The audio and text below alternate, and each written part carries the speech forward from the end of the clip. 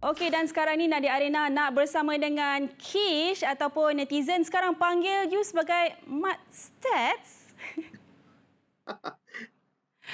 Selamat menyambut Hari Pebali. So sekarang ni semua orang tahu cerita tak hangat sekarang ni soalan cepu emas yang nak bagi kat Kish. Siapa sebenarnya Carsten Nijl ni, Kish? Terima kasih, Su. Carsten Nijl ni perkembangan yang memang saya ikuti dengan begitu rapat walaupun di Pavali lah. Sebab Carsten Nijl adalah seorang jurulatih yang cukup berpengalaman, bukan saja di Eropah tetapi juga di pentas bola sepak Asia. Pernah menjadi penolong ketua jurulatih bersama Urawa Red selama 2 tahun, sekitar tahun 2009 sehingga tahun 2011.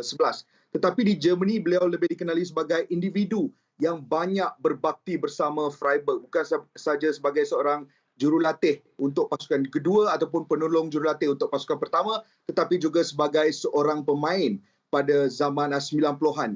Malah ada satu update ataupun benda menarik yang saya dapati daripada apabila berborak dengan rakan wartawan di Germany yang mengatakan bahawa ada satu perlawanan, kalau kita tanya penyokong Freiburg, mereka sering ingat satu perlawanan di mana Carsten Nijl beraksi. Apabila pada tahun 1994-1995, Freiburg baru saja dipromosikan ke pentas Bundesliga dan perlawanan menentang Bayern Munich. Freiburg menewaskan Bayern Munich 5-1 pada musim tersebut. Dan pada musim itu Carsten Nijl beraksi ataupun dalam perlawanan itu beraksi selama 90 minit dalam mengawal penyerang-penyerang seperti Jean-Pierre Papin dan juga kapten pasukan Bayern Munich pada ketika itu Lothar Matthäus. Jadi Carsten Nijl cukup dikenali di Germany sebenarnya.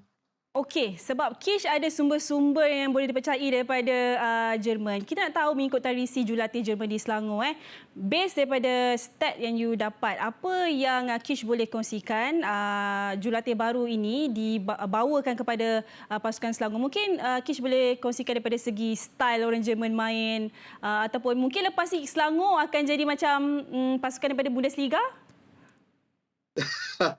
Apa yang menarik bagi saya tentang Carsten Nijl ada 2 faktor. Faktor pertama adalah bahawa beliau mempunyai hubungan yang rapat dengan Michael Faitenbeiner. Seperti yang Matt sendiri ada katakan dalam segmen 1 tadi, Michael Faitenbeiner pernah menjadi jurulatih kepada Carsten Nijl dan hubungan ni seringkali memainkan peranan yang begitu penting. Kalau kita lihat apabila Carsten Nijl pergi ke Urawa Reds juga, beliau bukan saja pergi tanpa mengikuti mana-mana jurulatih. Sebenarnya beliau pergi ke Urawa Reds mengikuti jurulatih yang sebelum itu berganding dengan beliau di pentas bola sepak Jerman. Jadi hubungan kait rapat ini begitu penting kerana Selangor pada ketika ini berada dalam fasa untuk menerapkan identiti bola sepak.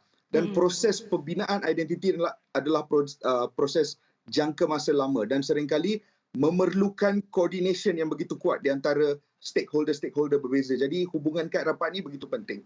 Faktor kedua yang saya lihat menarik adalah kerana beliau berasal daripada Freiburg dan di Germany, dalam bahasa Inggeris lah, ada satu perumpamaan di Germany. Di Bundesliga ada 3 perkara saja. 3 things that are certain. Depth, taxes and Freiburg overachieving. Maknanya Freiburg ni adalah pasukan yang dikenali sebagai pasukan yang seringkali mempunyai bajet yang begitu rendah. Tetapi berjaya mencipta pemain-pemain yang bagus. Berjaya mendapatkan keputusan-keputusan yang positif. Dan sudah tentu itu menjadi antara sasaran pasukan Selangor untuk menggunakan lebih banyak pemain muda untuk mencari pemain-pemain import yang berkualiti tetapi tidak demand harga yang begitu tinggi dan membina satu identiti di mana mereka sentiasa menggunakan facilities dan juga mungkin bajet yang begitu kecil tetapi dapat overachieve di pentas Liga Super. Perkara itu yang paling menarik bagi saya secara peribadi tentang Carsten Nijl.